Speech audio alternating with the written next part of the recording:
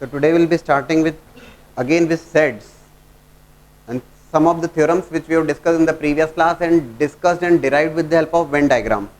Venn diagram के through बहुत आसानी से हमने डेरिवेशन कर लेते हैं, Venn diagram में कोई परेशानी नहीं, लेकिन एलिमेंट्स को लेके कैसे डिस्कस करना, like if I take a simple rule, commutative law की बात करता हूँ, कम्यूटेटिव रूल की बात करता हूँ, that A union B, set A union B is clearly equal to B union है. कोई बहुत एक्स्ट्राऑर्डिनरी सी बात है नहीं, ऐसा नहीं है. A union B union A के बराबर है और at the same time A intersection B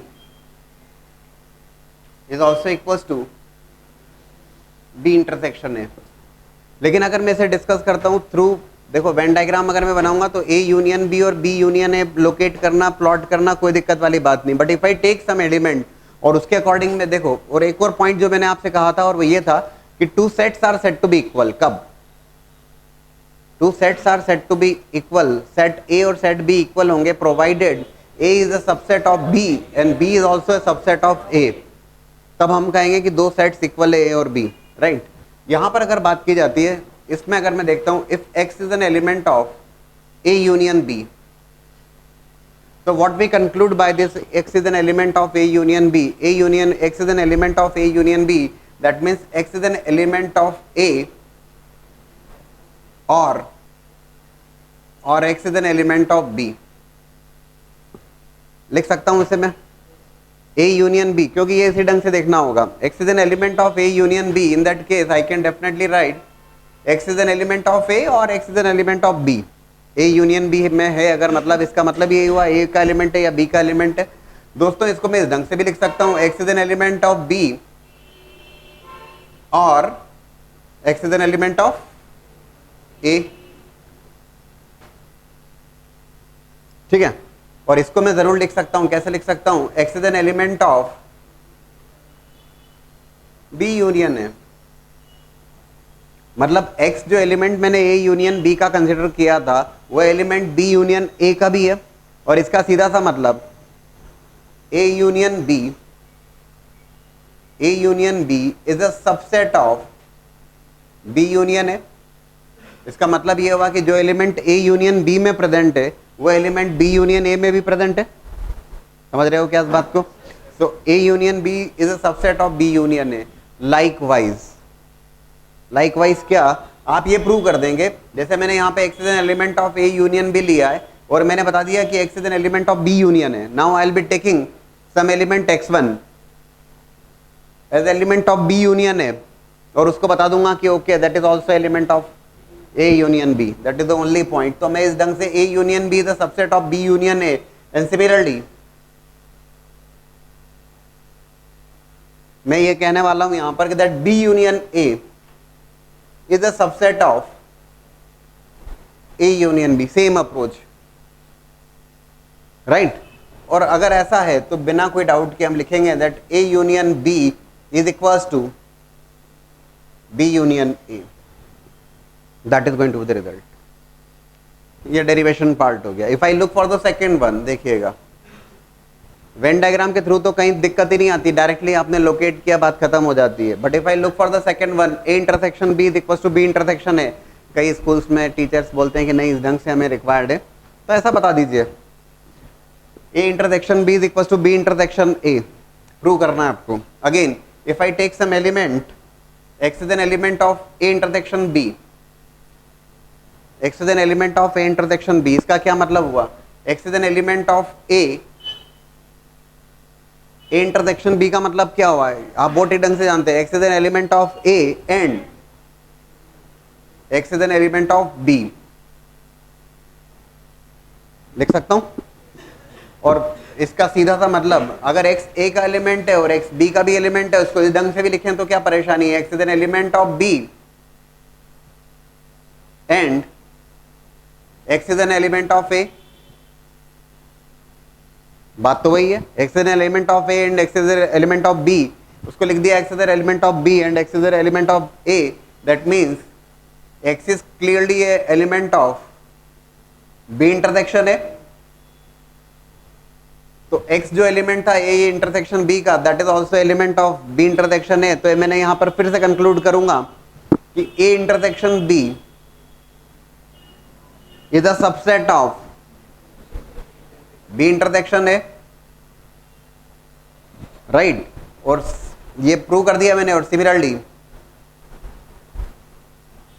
मैं प्रूव कर दूंगा यहां पर that B intersection A is also a subset of A intersection B, and that means A intersection B, दोनों सेट्स बराबर होंगे, is equals to B intersection है। Actually दोस्तों ये प्रोसीजर होती है वाइल टेकिंग सम एलिमेंट लेके जब बात करनी होती है इस ढंग से की जाती है, right.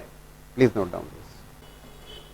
Now we discuss about the associative rule for the sets. Associative की बात करेंगे, मतलब क्या हो गया, A union B union of C is equals to A union of B union C, that is nothing but the associative rule, यही होता है। और इसी को हम बात कर सकते हैं in terms of intersection also, right. आप जानते हैं A union B union C actual में जो होने वाला है वो पूरा तीन सेट से पूरा शेड हो जाएगा। A union B union C represent करता है, क्या रिप्रेजेंट करता है, at least one of the three events या at least one of the three sets. काफी बात करी अपन ने, है ना। और if I talk about the second one, that is about A intersection B intersection C is equals to A intersection of B intersection C, ठीक है। ये दो रूल्स होते हैं। अब इसको भी देख लेते हैं हम बाय टेकिंग सम एलिमेंट। कोई एक एक्स एलिमेंट कंसिडर करते हैं, उसके according let's say x is an element of A union B union of C. X element है इस सेट का, कौन से सेट का, A union B union C का। Just now we have discussed union से मतलब और, x is an element of A union B और x is an element of C. इससे लिखा जा सकता है x is an element of A और x is an element of B, okay. ऐसा पहले देख लीजिएगा, और x is an element of C, ठीक है। अब यार एक सीधी सी बात है, x is an element of A और x is an element of B और x is an element of C, it can definitely be written as, इसे जरूर लिखा जा सकता है x is an element of A और x is an element of B और x is an element of C. कोई फर्क थोड़ी ना पड़ जाएगा, कोई दिक्कत थोड़ी ना है इसको ऐसा लिखने में, x is an element of A और x is an element of B और x is an element of C. अब इसी को मैंने घुमा के फिरा के लिख दिया, x is an element of A और x is an element of B. कोई मीनिंग तो चेंज हो नहीं रहा है। बोले सर उससे क्या होगा, उससे ये होने वाला, देख लीजिएगा, x is an element of A और x is an element of B union C, ठीक है। घुमा फिरा के वही बात, it is going to be x is an element of A union of B union C, तो राइट, एक्स एलिमेंट है A union B union C का, and x is also coming element of A union of B union C. Again I can definitely से what, A union B union C is a subset of A union of B union C। And दोस्तों similarly मैं reverse way में prove कर दूंगा, ठीक है ना, that A union B union C is a subset of this, और दोनों बराबर हो जाएंगे तो इक्वल है। लेकिन ये शुरुआत में बच्चों को थोड़ा परेशान करता है, x is an element of this and this and this, ठीक है। अब ये इंटरसेक्शन वाला भी समझ लो, आपको मीनिंग क्लियर होते जाएगा एटलीस्ट, तो कोई दूसरा सवाल भी आएगा घुमा फिरा के तो आप बात कर पाओगे। Let's take x element of, if I take x is an element of A union B, sorry A intersection B intersection C. X element है किसका, A intersection B and intersection of C. अब ये intersection है, x is an element of A intersection B, right, intersection x is an element of C,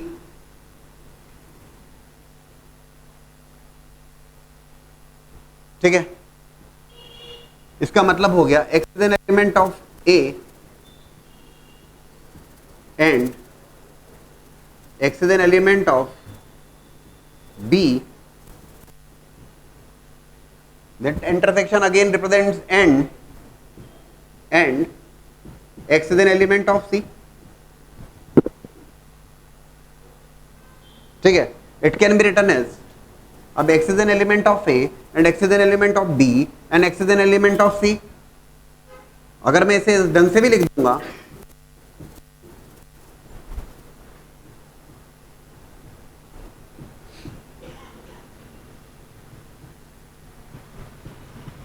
तब भी same बात रहेगी, it's not going to change there, right. So it is going to become x is an element of A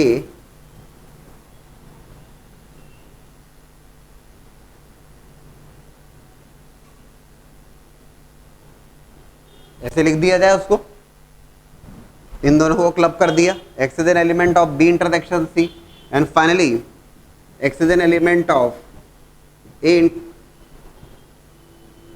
intersection of B intersection C.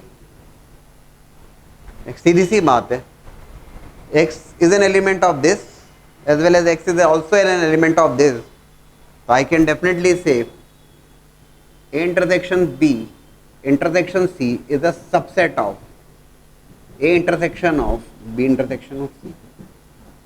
Likewise का reverse भी prove कर दूंगा मैं, तो ये कहूंगा कि दोनों सेट्स इक्वल हैं. That is the approach while taking the element, right. रटते हुए नहीं, थोड़ा समझते हुए कर लेंगे, क्योंकि रटने की कोशिश करेंगे तो आप भूल जाएंगे, सीधी सी बात है. इसलिए थोड़ा समझ के ही करें तो बेटर है वो. प्लीज नोट डाउन दिस, थोड़ा fast. Now look for distributive rule also. Distributive में क्या था, दो रूल्स थे उसमें भी. एक डिस्कस और डेराइव करता हूँ डिस्ट्रीब्यूटिव का मैं. Distributive rule,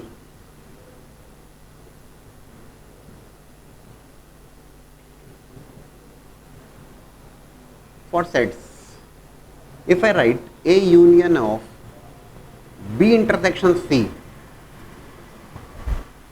that is equals to what?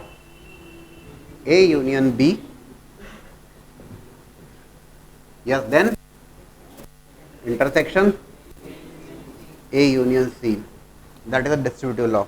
दो रूल्स हैं एक्चुअल में. कौन से, दूसरा कौन सा है? A, that is of A intersection of B union C, that is equals to A intersection B union A intersection C.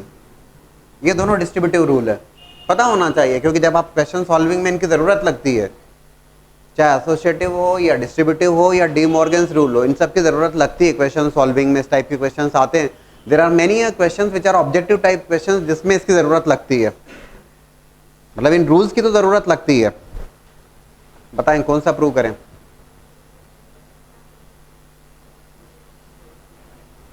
First prove करें ऐसा, कोई भी एक देख लेते हैं. एक मैं करता हूं, एक आप करेंगे. A union of B intersection C. दोस्तों हमने क्या किया, if again I have taken some element, x is an element of A union of B intersection C, x element of, ठीक है ना, that implies x is an element of A or x is an element of, that is the meaning, union की बात कर रहा है. x is an element of A or x is an element of B intersection C. is that clear? अब इसे मैं लिख सकता हूं x is an element of A, meaning भी समझते जाना, ऐसा नहीं रटने वाली बात नहीं, समझते हुए कि अच्छा x क्या किसका मेंबर है. x is an element of A or x is an element of B and because this intersection is there and x is an element of C, right? अब सोचना जरा जो हम लिखने वाले हैं, x एलिमेंट है A का, या फिर x is an element of B and x is an element of C, x is an element of A or x is an element of B and x is an element of C. This can be written as, इसे लिखा जा सकता है x is an element of A और x is an element of b, ये हुआ एक part. And yes, and x is an element of A or x is an element of C. Yes, A का या B का, A का या C का, ये दो. That means x is an element of A union B and, है ना, x is an element of again A union C. Fine. And finally I can conclude, अब मैं लिख सकता हूं इसको, x is an element of A union B intersection of A union C. Point is, यहां पर मैंने प्रूव कर दिया इसको. क्या प्रूव कर दिया? जो x is an element of A union of B intersection C, then x is also an element of this A union B intersection of A union of C. That means इसका सीधा सा मतलब, first result की बात करी है मैंने, I have discussed and derived the first one. मैं यहां से कंक्लूड करूंगा A union of B intersection C is clearly a subset of A union B intersection of A union C.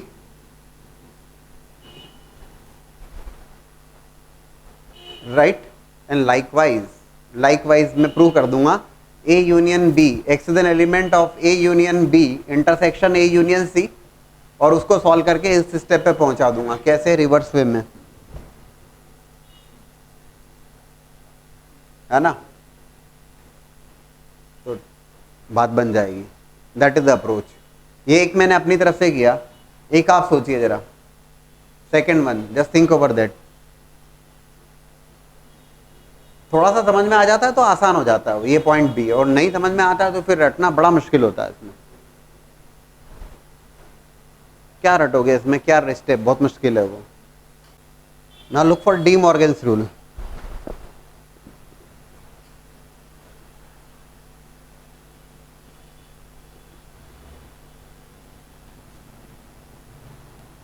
Two rules are there. One is A union B and complement of that, या A union B dash, that is equals to, what is that?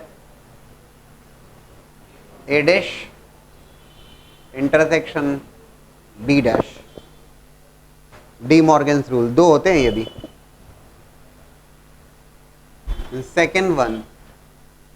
Second one is A intersection B and complement of that is equals to A dash union of B dash. याद रखने का तो बड़ा simple सा तरीका है. क्या simple सा तरीका है? A intersection B and complement of that. तो जब डी मॉर्गन्स की बात की जाती है तो यूनियन का एक तो इंटरसेक्शन हो जाएगा और इंटरसेक्शन का यूनियन हो जाएगा, और ए यूनियन बी है और उसका कॉम्प्लीमेंट ऑफ दैट, ए का ए डैश, यूनियन का इंटरसेक्शन और बी का बी डैश. इतनी सी बात है. लेकिन इसके भी डेरिवेशन की बात कर लें जरा हम. Can we think over that, derive कर लें इसको विदाउट यूजिंग वेन डायग्राम, मतलब एलिमेंट कंसिडर करते हुए. देखो, हाँ डेफिनेटली हम यहाँ पर जो बात कर रहे हैं वेन डायग्राम के थ्रू तो हो ही जाएगा, that we will discuss also in fact, but अभी हम यहाँ पे देखना चाहेंगे, चलिए वो भी कर लेंगे एलिमेंट लेके. वेन डायग्राम के थ्रू काफी आसान रहेगा. एक्स देखो, ए फर्स्ट को अगर आप डिस्कस करते हैं while taking the Venn diagram, चलिए वो भी देख लें. A union B, that means what? A union B, देखो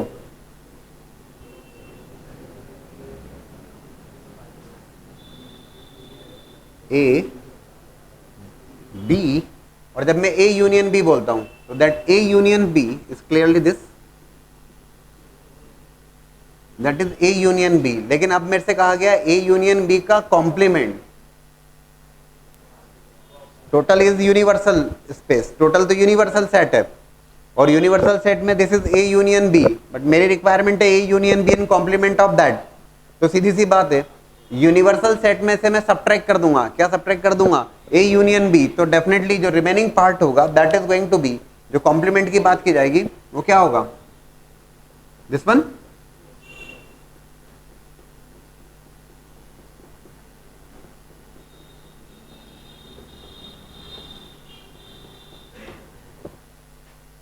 ठीक है, तो वेन डायग्राम के थ्रू, और इसमें क्या करोगे, A dash intersection of B dash, yes,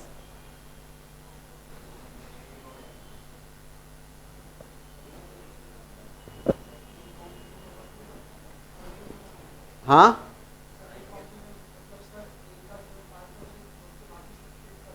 हम्म,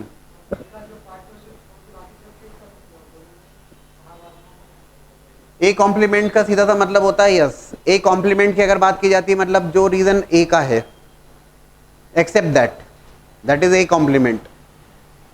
भाई टोटल यूनिवर्सल सेट है, यूनिवर्सल सेट में से आपको ए कॉम्प्लीमेंट बोलता है वो। चलो एक एक सिंगल सिंगल देखो इसको भी, चलो बेटर वे में समझ में आएगा। सिंगल सेट की बात करता हूं मैं, दिस इज सेट ए की सेट है, this is the universal set and this is set ए।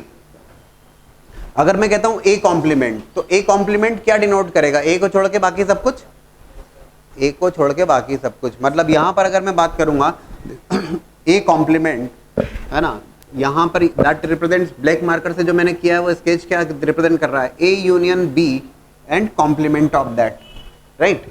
अब यहां देख लें, ए कॉम्प्लीमेंट मतलब एक्सेप्ट ए बाकी सब कुछ, मतलब इसको भी अगर मैं वेन डायग्राम में अगर क्लियर करूं मैं आपको, दैट इज दिस,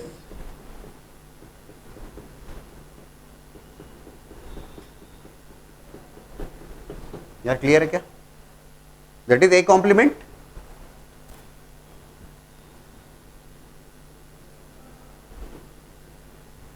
लाइकवाइज अब यहां पे जब आप सोचिएगा सेट, अब इस फिगर में देखिएगा या इस वेन डायग्राम में देखिएगा, A union B is there, ठीक है, अब accept A,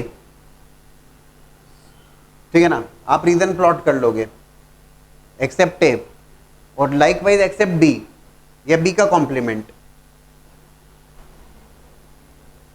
and then take the intersection of that, common region उनका देख लीजिएगा। देखो ऐसे, ये कॉम्प्लीमेंट का मतलब समझ में आ गया आपको, that is set A, board पे देखिएगा, this is set A, this is the universal set, A complement का है मतलब एक्सेप्ट ए बाकी सब कुछ आने वाला है, मतलब इसको ये भी लिखा जा सकता है सेट्स के टर्म में लिखना हो तो कोई परेशानी नहीं है। इट इज रिटन एज, दोस्तों ए कॉम्प्लीमेंट अगर मुझे लिखना है that is nothing but universal set, और यूनिवर्सल सेट में से सब्ट्रैक्ट कर दीजिए दिस वन, ठीक है ना। अब जरा दोनों बना लेते हैं अपन,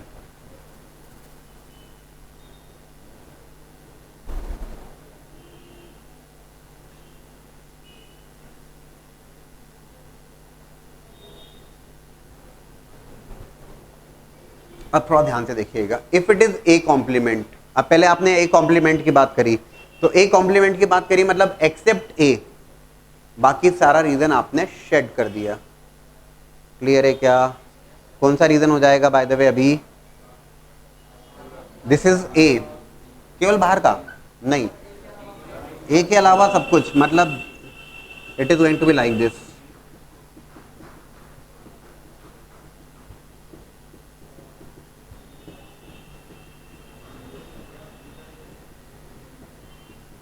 यस बिल्कुल बता रहा हूं मैं आपको। और इसमें ए कॉम्प्लीमेंट की बात की मतलब except A, this is the part of A, इसको छोड़ दीजिए, ये वाला भी तो पार्ट आएगा ना दोस्तों। अब आया होगी बात समझ में आपको, A complement that is about the A complement, ठीक है। अब जरा बी कॉम्प्लीमेंट की भी बात कर लें, बड़ा इंपॉर्टेंट रूल होता है ये डी मॉर्गन्स लॉ, ठीक है ना।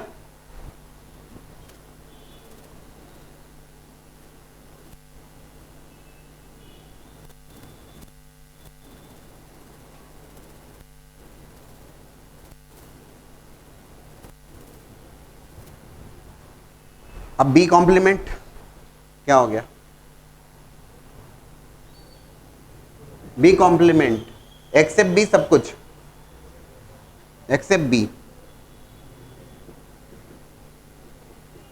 ये पार्ट भी आएगा भैया।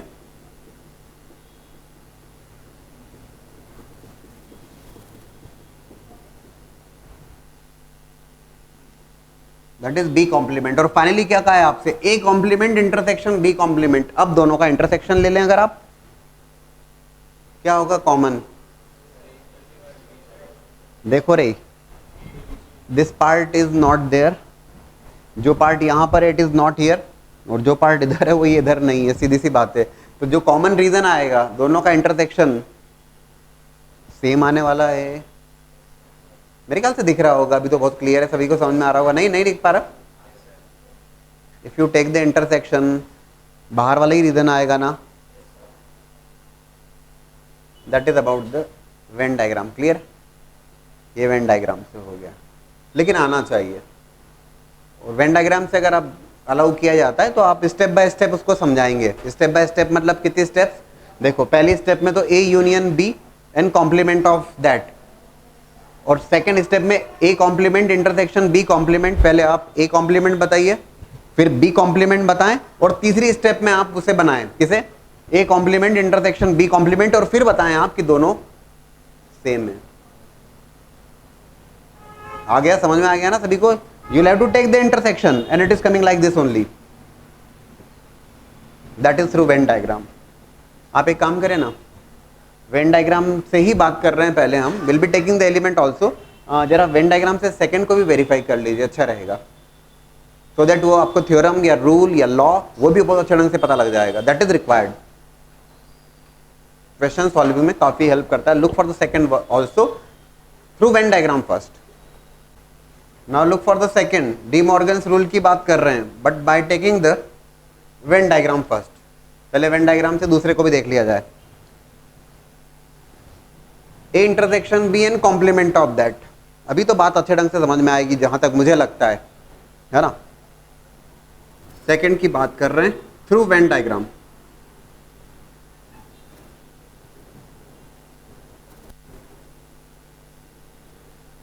Set A set B, yes we are aware of what is A intersection B. तो ए इंटरसेक्शन की बी की बात की जाएगी, this is A intersection B, that is okay.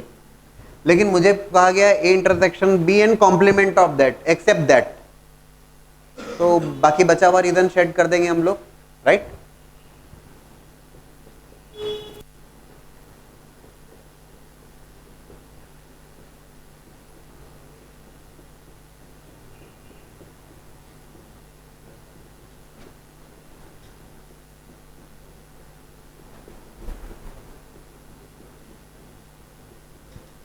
This is the region, क्या बोलते हो।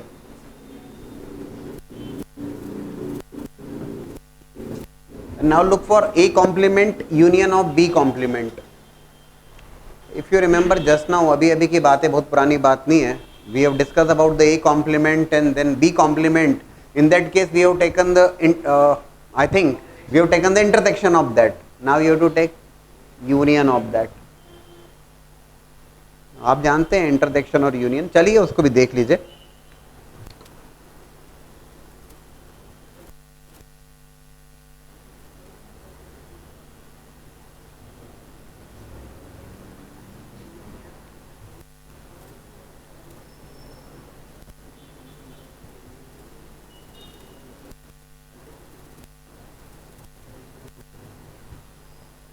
Now we discuss about the and B complement.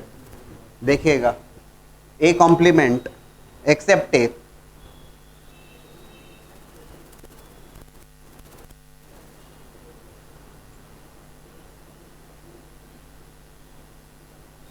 right, this is accept A and likewise accept B.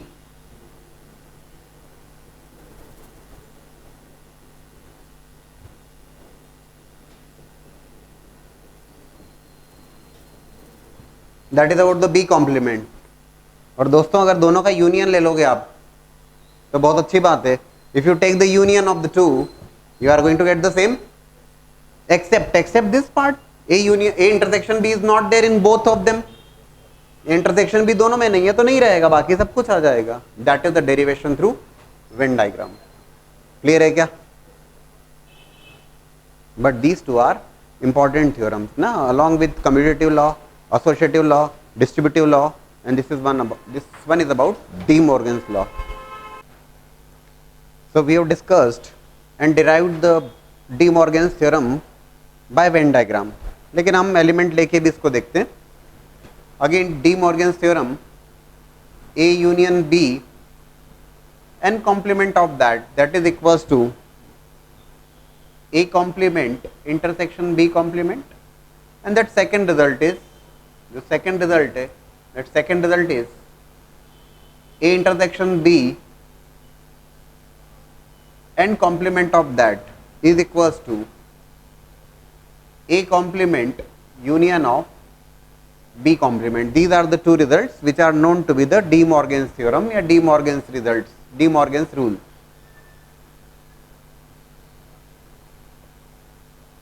Right? और अभी हमने इसको डिस्कस किया with the help of Venn diagram, लेकिन जरा आप इसे डिराइव कर ले हम with the help of element also. देखिएगा, A union B and complement of that. So if I take X is an element of A union B and complement of that, इसका क्या मतलब हुआ? What does it mean? It means X is not an element of, X is an element of A union B complement. That means X is not an element of A union B. ठीक है. अब now X is not an element of A union B, so I can definitely say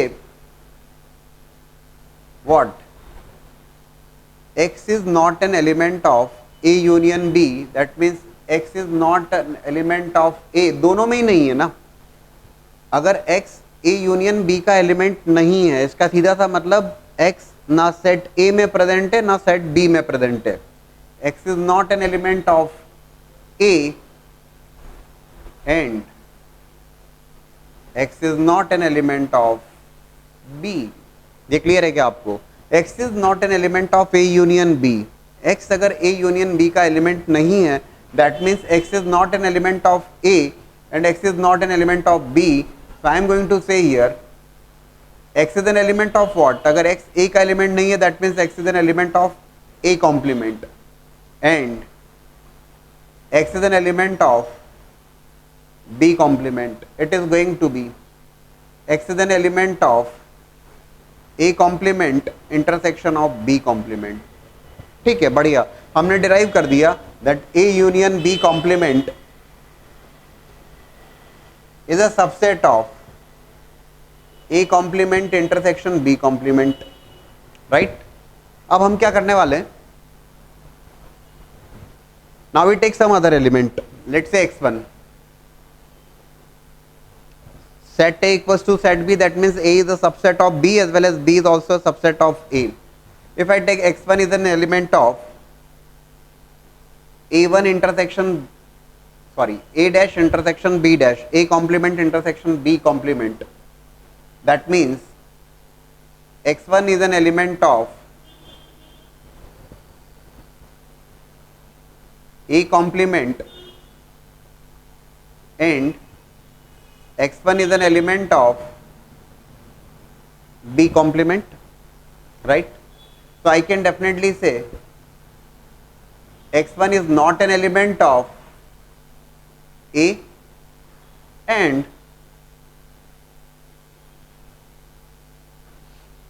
x1 is not an element of B. x1 is not an element of, x1 is an element of A complement. That means x1 is not an element of A and x1 is not an element of B. तो definitely मैं यहाँ पर लिख सकता हूँ, क्या लिख सकता हूँ? It is going to be, जब x1 A में भी प्रेजेंट नहीं है और x1 अगर B में भी प्रेजेंट नहीं है तो डेफिनेटली A यूनियन B में भी प्रेजेंट नहीं है. आई कैन डेफिनेटली से x1 is not an element of A union B. अगर x1 A में प्रेजेंट नहीं है as well as x1 B में प्रेजेंट नहीं है, इसका मतलब A यूनियन B में प्रेजेंट नहीं होगा. That means x1 is an element of A union B and complement of that. And definitely यहाँ पे हमने डिस्कस किया that A complement intersection B complement is a subset of A union B and complement of that. बढ़िया है, हमने prove कर दिया A union B complement is a subset of A complement intersection B complement, as well as हमने prove कर दिया that A complement intersection B complement is a subset of A union B complement. दोबारा देख लीजिए, X is an element of A union B and complement of that. That means X1 is not an element of A union B. अब यहाँ पे एक point जो ध्यान रखने वाला है, X is not an element of A union B. अगर X A union B का एलिमेंट नहीं है, that means X ना A में प्रेजेंट है और ना B में प्रेजेंट है, right? So end is here. So X is not present in A, that means X is an element of A complement and X is an element of B complement. That's fine. We can definitely say X is an element of A complement intersection B complement, right? And if I say X1 is an element of A complement intersection B complement, that means what? X1 is an element of A complement and X1 is an element of B complement, right? So X1 is an element of A complement, that means X1 is not an element of A and X1 is not an element of B. भाई अगर x1 A में present नहीं है और B में present नहीं है, इसका सीधा सा मतलब है x1 A यूनियन B में प्रेजेंट नहीं है. That means x1 is an element of A union B complement. Fine, ये हमने प्रूव कर दिया A complement intersection B complement is a subset of A union B complement, right? Now we look for the second one. Second को देखते हैं. Now we discuss about the associative rule for the sets. Associative की बात करेंगे, मतलब क्या हो गया? A union B union of C is equals to A union of B union C. That is nothing but the associative rule. यही होता है. और इसी को हम बात कर सकते हैं in terms of intersection also, right? आप जानते हैं A union B union C actual में जो होने वाला है वो पूरा तीन सेट से पूरा शेड हो जाएगा. A union B union C represent करता है, क्या रिप्रेजेंट करता है? At least one of the three events या at least one of the three sets. काफी बात करी अपन ने, है ना? और if I talk about the second one, that is about A intersection B intersection C is equals to A intersection of B intersection C. ठीक है, ये दो रूल्स होते हैं. अब इसको भी देख लेते हैं हम बाय टेकिंग सम एलिमेंट. कोई एक x एलिमेंट कंसिडर करते हैं, उसके according let's say x is an element of A union B union of C. x element है इस सेट का. कौन से सेट का? A union B union C का. Just now we have discussed union से मतलब और. x is an element of A union B और x is an element of C. इससे लिखा जा सकता है x is an element of A और X is an element of B. Okay, ऐसा पहले देख लीजिएगा. और X is an element of C. ठीक है, अब यार एक सीधी सी बात है, X is an element of A और X is an element of B और X is an element of C. It can definitely be written as, इसे जरूर लिखा जा सकता है X is an element of A और X is an element of B और X is an element of C. कोई फर्क थोड़ी ना पड़ जाएगा, कोई दिक्कत थोड़ी ना है इसको ऐसा लिखने में. X is an element of A और X is an element of B और X is an element of C.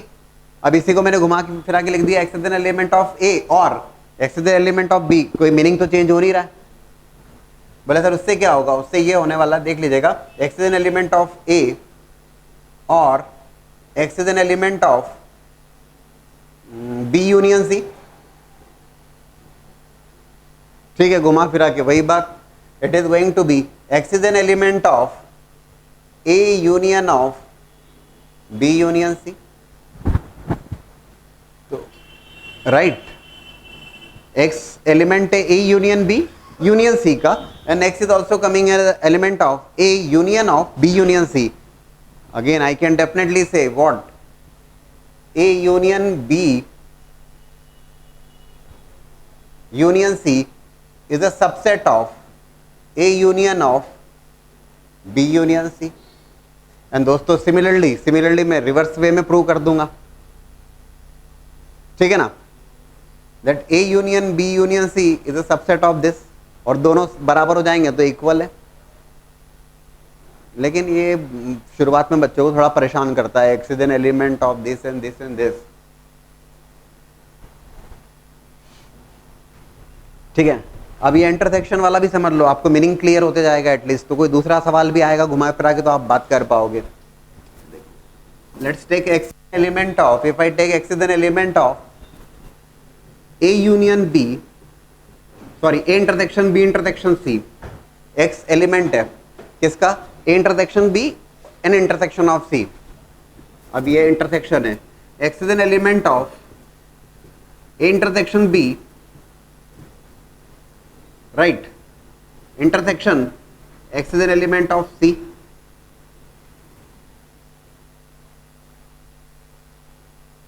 ठीक है, इसका मतलब हो गया x is an element of A and x is an element of B. That intersection again represents and x is an element of C.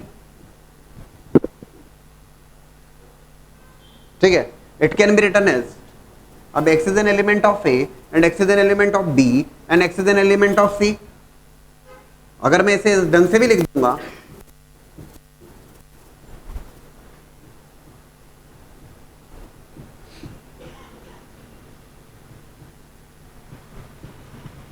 तब भी same बात रहेगी, it's not going to change there, right? So it is going to become x is an element of A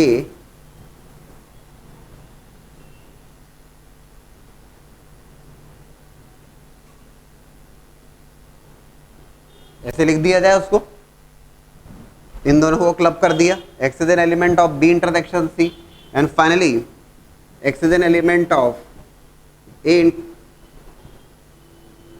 intersection of B intersection C. एक सीधी सी बात है, x is an element of this as well as x is also an element of this. So I can definitely say A intersection B intersection C is a subset of A intersection of B intersection of C. Likewise का reverse भी prove कर दूंगा मैं, तो ये कहूंगा कि दोनों सेट्स इक्वल हैं. That is the approach while taking the element. Right, रटते हुए नहीं, थोड़ा समझते हुए कर लें, क्योंकि रटने की कोशिश करेंगे तो आप भूल जाएंगे, सीधी सी बात है. इसलिए थोड़ा समझ के ही करें तो बेटर है वो. प्लीज नोट डाउन दिस, थोड़ा fast. Note two results, in fact first result जिसका हम काफी ज्यादा यूज करेंगे, a minus B set A minus set B is equal to set A intersection set B complement. अगर आप थोड़ा सा सोचते हैं तो बात तो वैसे ही बन जाती है, क्योंकि A minus B is clearly equal to, A minus B represent करता है, क्या रिप्रेजेंट करता है, what does it represent? A minus B अगर मैं कहूंगा this is A, this is B, और अगर मैं कहता हूं A माइनस बी, तो डेफिनेटली A माइनस बी अगर मैं कहूंगा तो clearly this is the reason.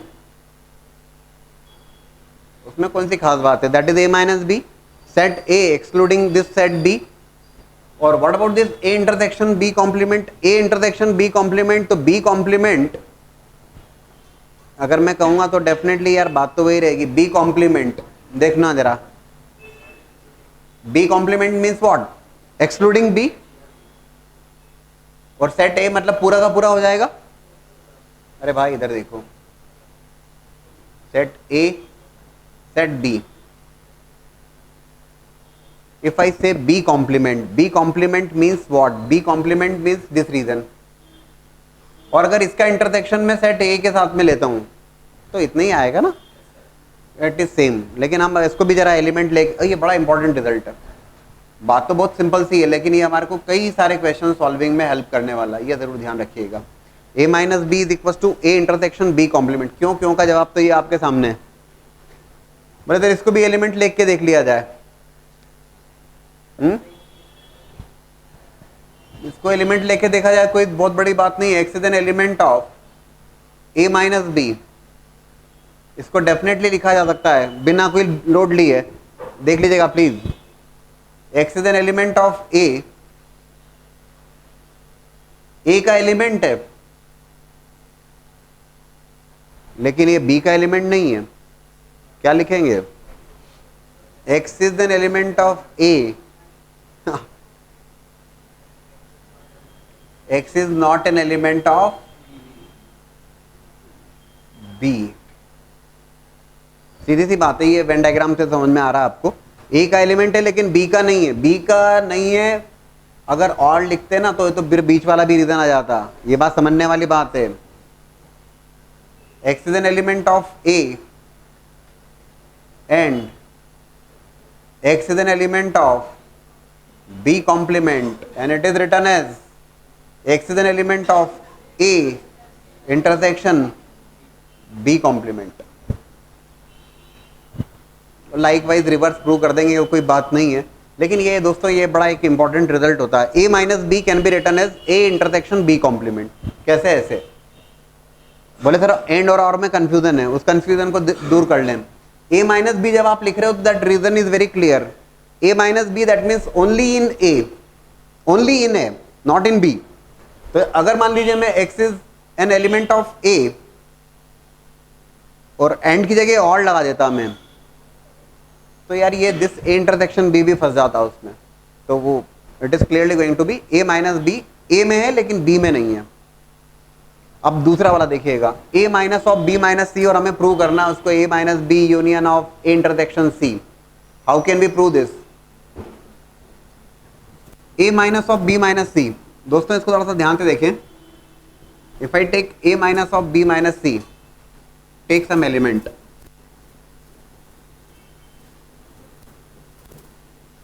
इसको कुछ दूसरे ढंग से बनाने की कोशिश करते हैं। ए माइनस बी को लिख सकते थे हम, क्या लिख सकते थे? A intersection B complement. I can write here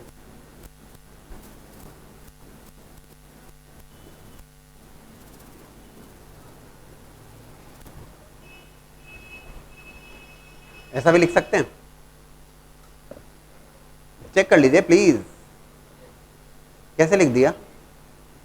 नहीं आया समझ में? A minus of B minus C that is A intersection B minus C complement. इधर आ जाइए, A minus B is equal to A intersection B complement. Just now derive किया था। A minus B is equal to A intersection B complement, A intersection B minus C complement. बोले sir अब क्या करोगे?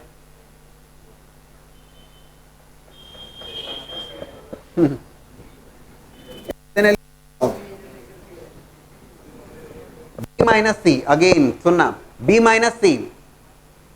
अब बी माइनस सी में फिर से लगा दिया मैंने, बोर्ड पे देखिए please. B intersection C complement and complement of that.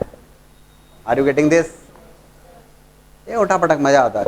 B intersection C complement और पूरे का कॉम्प्लीमेंट। बोले सर अब क्या करोगे? De Morgan. बोले कब पढ़ा? अभी अभी, है ना? A intersection B and complement of that.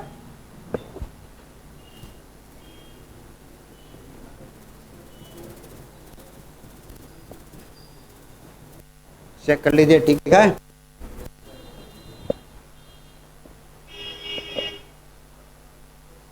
Now use that De Morgan's here.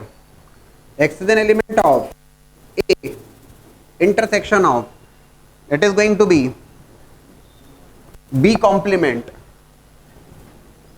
union C complement and complement of that। complement का complement क्या होगा? complement।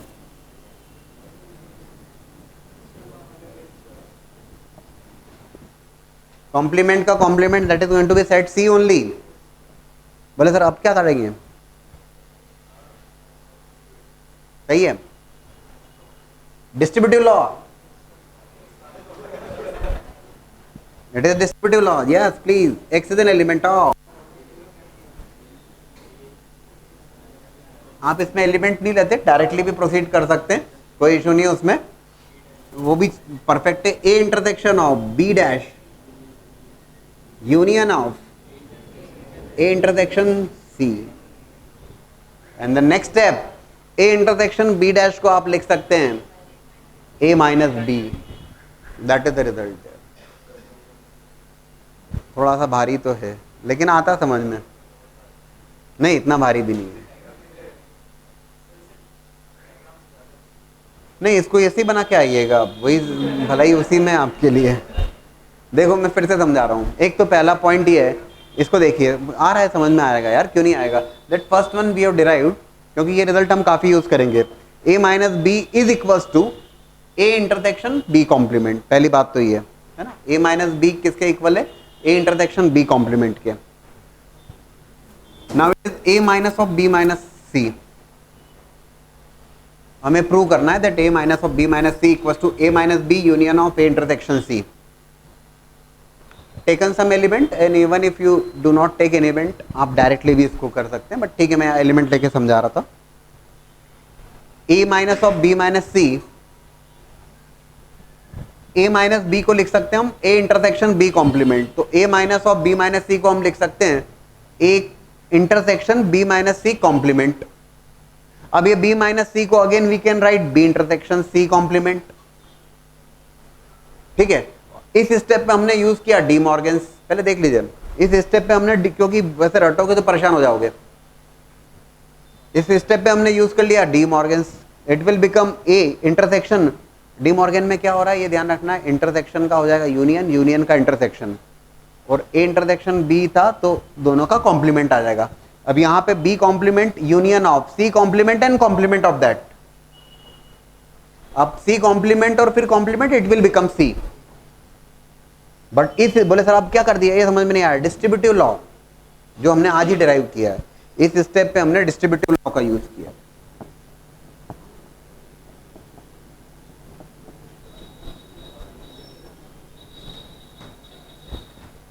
राइट।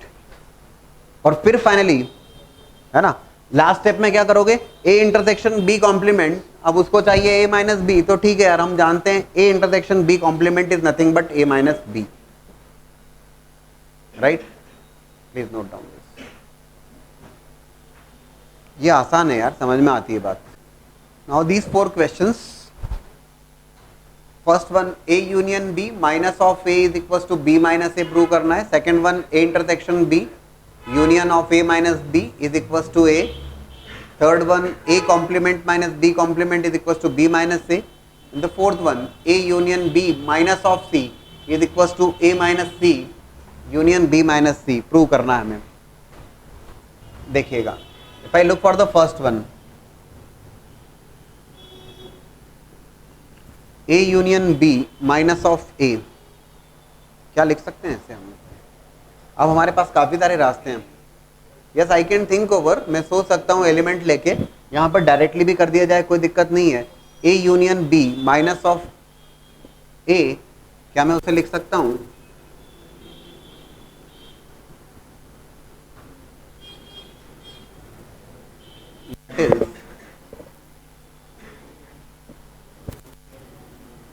ए यूनियन बी इंटरसेक्शन, क्या लगता है ये ठीक लिखा है हमने, whether it is okay or not, it is perfect. Just now we have discussed a minus b can be written as a intersection b complement. बोले सर आप क्या करेंगे, यस क्या करेंगे, आपको क्या लगता है, think about the distributive law, सोच सकते हैं आप, बिल्कुल सोच सकते हैं। That is going to be, कैसे लिखोगे distributive law, yes yes that is perfect. A union B minus of A, just now we have discuss, minus वाली बात समझाई मैंने आपको, A union B intersection A complement. Now take the distributive law, क्या लिखोगे, A intersection complement find union, बिल्कुल ठीक बात है। That's okay. A intersection A complement, A set A and A complement,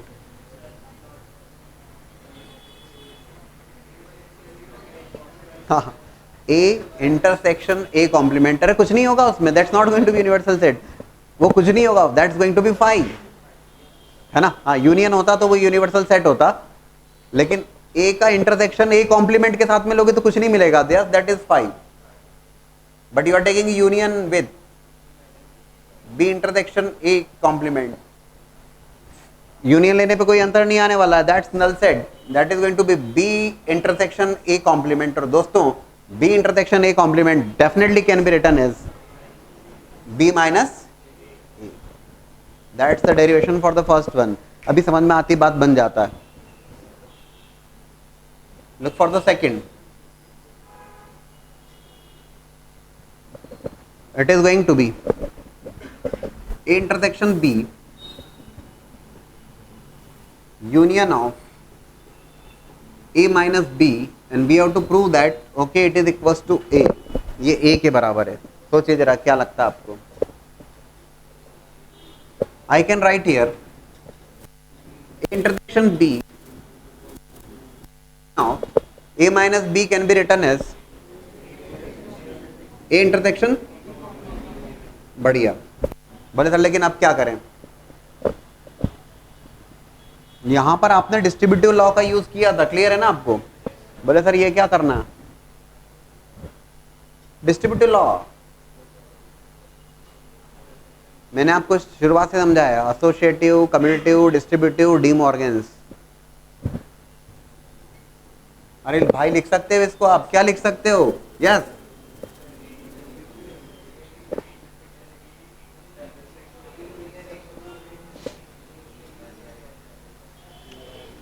confusion मत रखिए यार, वो दिक्कत है।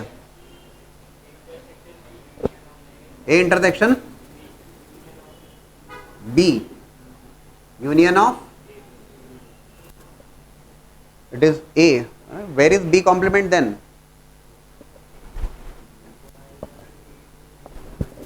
एक काम करता हूं मैं आपके सामने डिस्ट्रीब्यूटिव लिख देता हूं दोनों, आप कंफ्यूज हो रहे हैं। A union B intersection C, that is equals to, yes, A union B intersection of A union C, and the second one A intersection B union C, that is equals to intersection B union, clear है, देख लो अब आपके सामने सारी बात। It is going to be A intersection of B union of B complement, यहां पे apply कर रहे हो आप, that is distributive. B union B complement, universal set पूरा ही बन जाएगा वो तो, बी यूनिवर्स बी का यूनियन बी कॉम्प्लीमेंट के साथ कुछ नहीं बचेगा, पूरा यूनिवर्सल सेट। यूनिवर्सल सेट को मैं फिलहाल यू से नहीं डिनोट करते हुए, क्योंकि यूनियन इंटरसेक्शन कंफ्यूज करेंगे आप, एस से डिनोट कर देता हूं यूनिवर्सल सेट। और दोनों का अगर आप इंटरसेक्शन लेंगे, ए का इंटरसेक्शन यूनिवर्सल सेट के साथ लोगे तो that is going to be A, that is the result. आ रहा है समझ में आप, बढ़िया। Now look for third and fourth.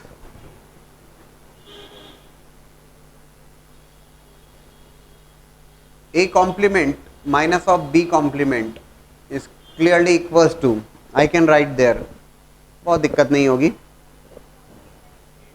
A complement intersection B complement and complement of that, इसमें तो कोई दिक्कत ही नहीं है। A minus B is equals to A intersection B complement, that is equals to A complement intersection of B complement and complement of that, that will become set B। दोस्तों commutative law बहुत अच्छे ढंग से हम जानते हैं, इसको लिख सकते हैं B इंटरसेक्शन A कॉम्प्लीमेंट, इसमें भी कौन सी परेशानी है। and that is nothing but b minus a, and this is the result.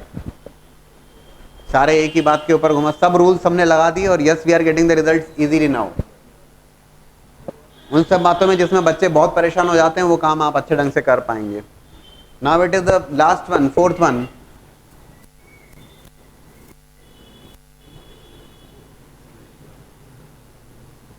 A union B minus of C, that can be written as A union B intersection C complement. बोले sir अब क्या करना, distributive law.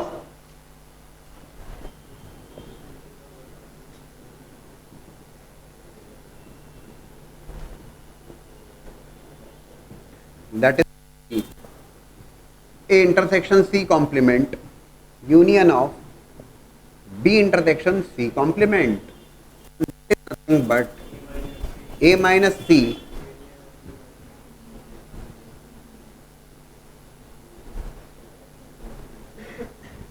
I think it is clear to all of you now, right? And we conclude here it.